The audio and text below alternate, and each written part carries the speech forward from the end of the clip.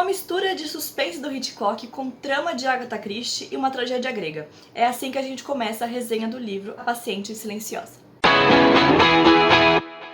audiomarco.com.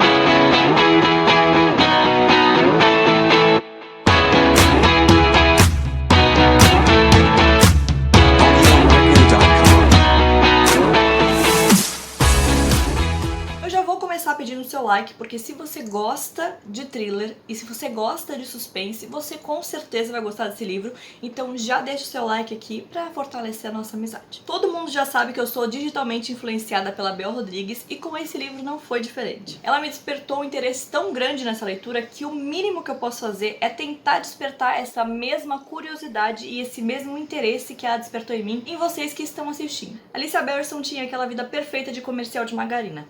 Ela morava numa área nobre de Londres com seu marido, que era um fotógrafo bem-sucedido, e ela era uma pintora super famosa. Tudo parecia bem, mas é claro que a gente sabe que vida perfeita não existe, não é mesmo? Então, óbvio que tem muito mais essa história. Alicia tinha 33 anos quando deu 5 tiros no rosto do marido. Ninguém sabe porquê, ninguém sabe o motivo, e para complicar a sua situação, depois desse fatídico dia, depois do ocorrido, ela nunca mais voltou a falar. Ela virou literalmente um zumbi que não emitia som, não falava uma palavra, e é claro que o circo midiático explorou essa sua fama e deu muita visibilidade para ela, fazendo com que o trabalho dela fosse mais visto do que nunca. Então seus quadros triplicaram de valor e foi assim, sabe?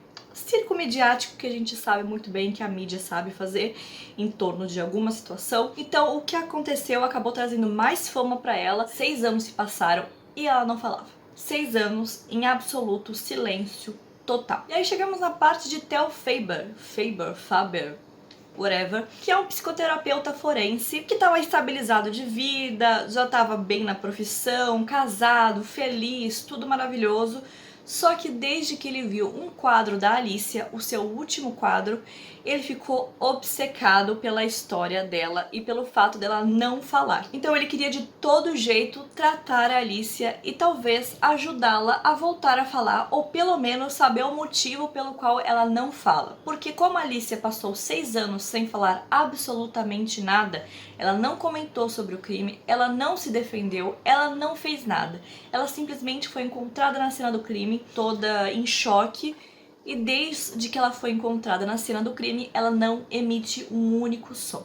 Então ele ficou muito obcecado com essa história e queria de todo jeito ajudá-la. Eis que uma oportunidade surgiu e ele finalmente foi trabalhar no hospital onde estava a Alicia. E aí sim começou a tratar essa paciente e tentar fazer de tudo para que ela voltasse a falar, ou pelo menos entender o motivo pelo qual ela não falava. O livro de Alex Michaelides, eu não sei se pronuncia o sobrenome dele desse jeito, então se você souber como é que se pronuncia o nome dele, me deixa aqui embaixo nos comentários que eu vou agradecer muito.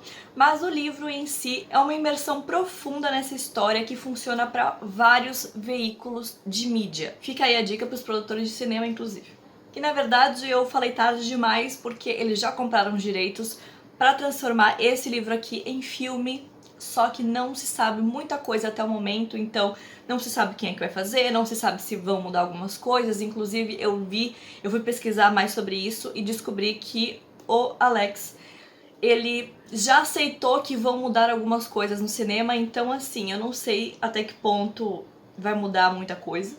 Mas ficaremos no aguardo para próximas novidades sobre A Paciente Silenciosa nos cinemas. Vamos aguardar, mas os direitos já foram comprados e realmente eu acho que funciona muito para os cinemas essa história. O livro intercala entre capítulos do Theo contando mais sobre a visão dele, sobre a vida dele e a própria Alicia. Só que a parte da Alicia é contada por meio de diários da própria, e nessa parte dos diários da Alicia a gente vê que a vida dela não era tão perfeita assim como todo mundo pensava. Porque, né, bem-vindo à realidade. Nenhuma vida é perfeita, todo mundo tem problemas. E a gente fica entendendo mais sobre a questão da vida da Alicia e tudo isso nesses diários e nesses relatos que ela escrevia. É muito difícil fazer isso porque o autor conseguiu trazer a opinião e trazer essa vivência de um personagem que não fala, e ela realmente não fala em nenhum momento do livro inteiro. A gente só vai saber o que ela pensava, o que ela vivenciava até o momento do crime. Depois disso a gente não sabe de mais nada. Mas o diário da Alicia é uma parte essencial para você entender todo o contexto da história. O primeiro capítulo, a primeira página, tudo já é literalmente o diário da Alicia. A gente já começa com a ideia da Alicia e de tudo que ela pensa, e eu vou confessar para vocês que desde a primeira página o livro me ganhou num nível absurdo. Logo na primeira página eu já me identifiquei com a Alicia, eu fiquei um pouco preocupada, né, porque afinal de contas ela deu 5 tiros na cara do marido, então eu fiquei um pouco preocupada de eu ter me identificado com ela. A questão da preocupação, eu falei, vamos esperar até o final do livro, porque nada é o que parece ser. Num suspense, normalmente nada é o que parece ser, então vou esperar até o final do livro pra ficar preocupada ou não de eu ter me identificado tanto com a Alice. A verdade é que todos os personagens são muito interessantes e quando você é imersa tanto na história do livro que quando você menos espera, você simplesmente acaba o livro que você nem viu. Porque o livro te prende num nível absurdo e você imerge literalmente dentro da história da Alicia e você precisa saber o que tá acontecendo. Eu tive que me controlar um pouco pra ler o livro porque, como eu falei, é um livro muito fluido e que vai muito fácil, e por mais que eu quisesse saber toda a história do livro, eu não queria que acabasse, porque é uma história extremamente interessante, que é o tipo de livro que você precisa saber o final a qualquer custo e que você não quer que acabe nunca, porque o livro está muito bom. Então eu fiquei lutando entre termino hoje ainda ou espera um pouquinho, deixa baixar a bola. Só que assim, você não consegue parar de ler, então você acaba o livro muito fácil, porque é uma leitura que flui muito. Como tem bastante diálogo, ela flui muito fácil. Uma das coisas que eu mais amei nesse livro foi o fato do autor abordar o assunto terapia e como ele enfatiza que terapia é pra todo mundo. O nível de propriedade que ele fala sobre esse assunto, junto com a delicadeza, junto com a sutileza, com metáforas lindas, me conquistaram desde o começo do livro. E sabe o que mais? Esse é o primeiro livro do autor e isso me surpreendeu num nível absurdo. É o primeiro livro do autor e ele já o quê? Pega o livro e dá na minha cara com este livro. Primeiro livro e ele me faz um negócio desse. Ele trouxe à tona assuntos que a gente precisa conversar mais sobre isso de um jeito tão bonito, com metáforas tão bonitas, com sutileza, com delicadeza e com tanta maestria no assunto, que ele me fez querer ler absolutamente tudo que ele escreveu a partir de agora, porque é tão bonito o jeito que ele fala das coisas que você sente que ele tá realmente falando uma coisa verdadeira e ele sabe muito do assunto que ele está falando, mas ele traz com uma sutileza, uma delicadeza que esses assuntos abordados no livro precisam ser tratados com naturalidade, porém precisa ser tratado com uma certa delicadeza e não pode ser uma coisa banal.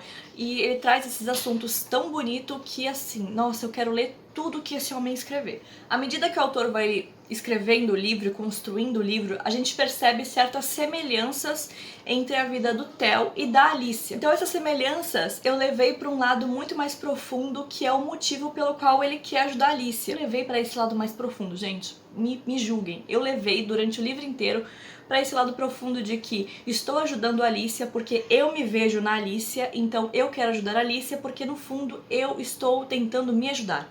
Fez algum sentido isso? Não sei, mas eu fui longe e levei para esse lado mais profundo. Tem uma passagem no livro, logo no começo, que me marcou demais, demais.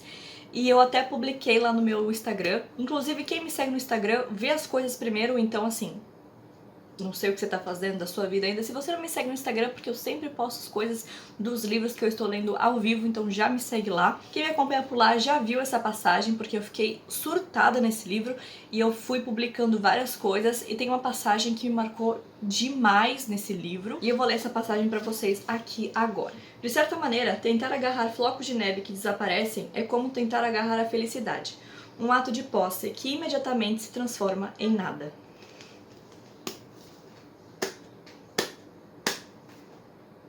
Sério, eu li essa frase muitas emoções se passaram por mim, porque quando você chega no final do livro, você vê a importância que tem essa frase. E é claro que se você não leu o livro, você não vai entender nada do que eu tô falando aqui agora, mas quem leu, fala pra mim aqui nos comentários se vocês entenderam a referência da última frase do livro. Porque a última frase do livro se conecta num nível absurdo com essa frase logo do começo, que tinha me marcado muito e eu nem sabia que era tão importante assim, mas faz um paralelo e uma conexão.